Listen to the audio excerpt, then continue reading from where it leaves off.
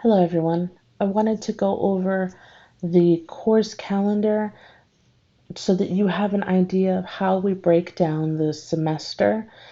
I made it in this very visual calendar with all this color coding and stuff, and I think it might be a little bit overwhelming to look at first. Hopefully this will help. If you'll notice, the calendar is much more intense in the beginning.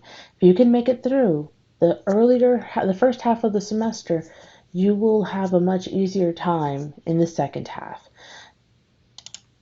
First off, let's discuss all of the color coding and the bars. At the beginning of an assignment or an expectation, I write down a description of it, and then I have a bar that indicates how much time you should be spending on that expected assignment or topic or whatever.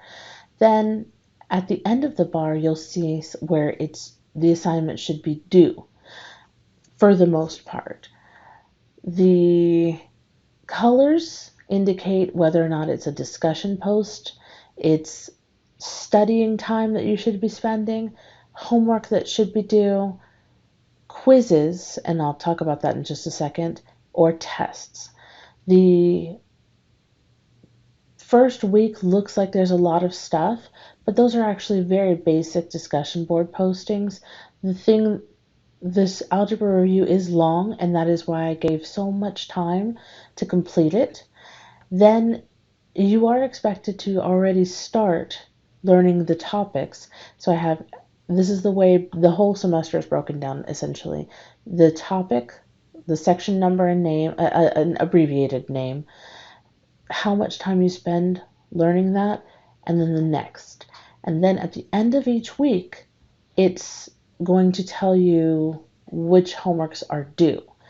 Notice that the calendar starts on Mondays because my assignments are due at 11:59 p.m. on Sundays.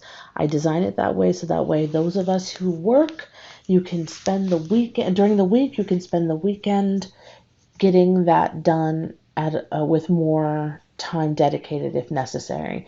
But that doesn't mean you have to submit it at that time, of course. The quizzes. These are spread throughout the semester, and there's a lot of quizzes. I feel like putting quizzes on top of the homework and the tests and the midterm, it's a lot. So my setup for the quizzes is on the calendar. I have what I wrote were suggested days to work on those quizzes. As long as you're keeping up with the material, you should be able to get the quizzes done in that time. Then, if let's say it takes you a little longer to get something done, that's fine. Then you will, no matter what though, they're supposed to be due the day before that chapter's test. So all of the quizzes are due the day before each test for that chapter. That means that you can work on these 2 days, or you're expected to work these 2 days on this quiz, but you don't have to submit it so that you can have more time if necessary. That's the intent with the quiz days listed. From there, notice that there are chapter tests. This is the first time that I have taught a class at UHD with chapter tests. We haven't done it like this, or at least I haven't done it like this. So we will see how the workload sits for you guys as we go, and I will be asking for feedback a couple of times. But for each chapter, that is the structure. You work on the lessons and the homeworks and the quizzes. Then before the tests are due, the quizzes are due. After the first two chapter tests, I will put up a discussion asking you essentially, how is the course going? How's the workload? And how are you feeling like you're understanding stuff? It will be all of my discussion posts are participation based. Then we move on. And then if you'll notice, there's these red bars here. I did that differently. It's not in the key. That is a week and a day that I am out of office. I have a personal commitment that will take up most of my time here, and I do not expect that I will be able to consistently answer emails or concerns.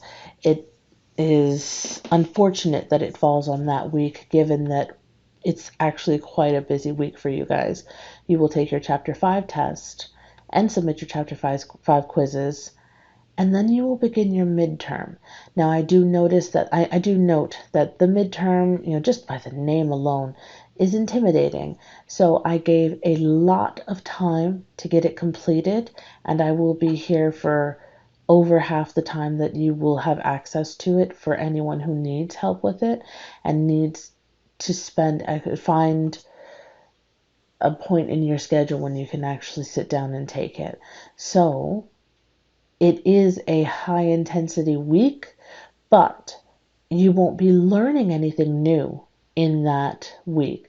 You will get something called the signature assignment. That is a university mandated assignment that the department writes, and we use it to actually assess student growth throughout your years at UHD. So it's a pretty important one, but it's actually just one worksheet. Unless they've changed it since the spring. It's one worksheet. It is very straightforward. It's just here's a word problem, work through the word problem. Don't let the name overwhelm you. And I will be putting up a discussion board posting. Oh, that is the wrong color. I will be putting up discussion board posting so that way you can just discuss how you're feeling about the assignment. And I will fix that color before I post this on Blackboard. The midterm here, then you move through chapter 2. That takes up the bulk of October. There's going to be another discussion checking in with how you're doing for the course. Then we move on to the last chapter before Thanksgiving break. So chapter 3 test is due the day before Thanksgiving break. I know that's no fun to have work that week, but after that, you are just spending your time studying for the final exam, which we have a pretty nice setup for you. We have a department final exam review. We post the video of it and everything. Then you will take your final exam in this period. Since you're online, you'll take it using the testing services office. We'll talk more about that later. Or ProctorU, which is a website that they monitor you.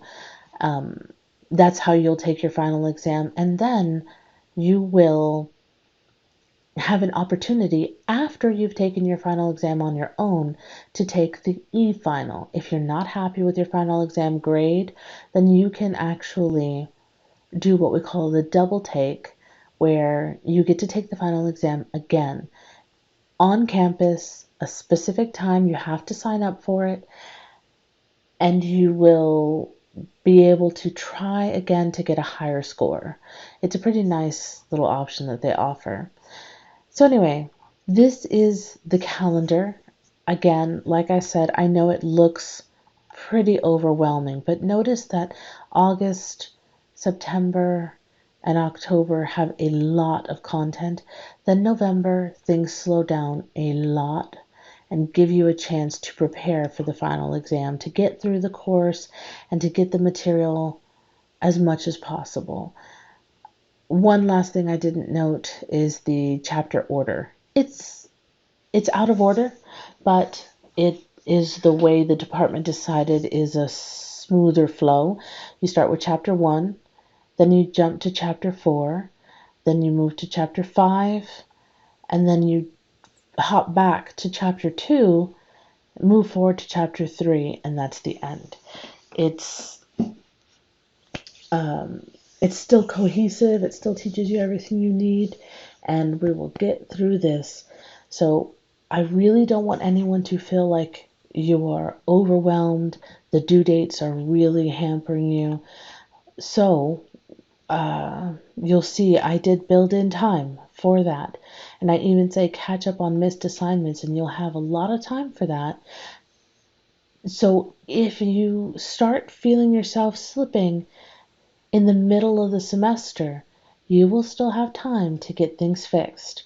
And I want to say that right now because every semester I have students who do have trouble keeping up with the schedule that I post.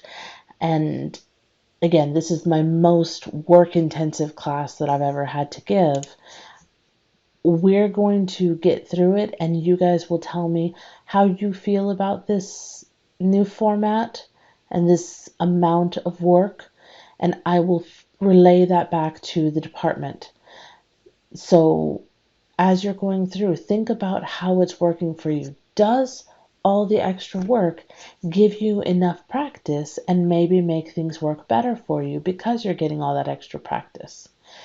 No matter what, this is the course. This is how we're starting out, and we're going to have a great time. And I am here for any questions you may have.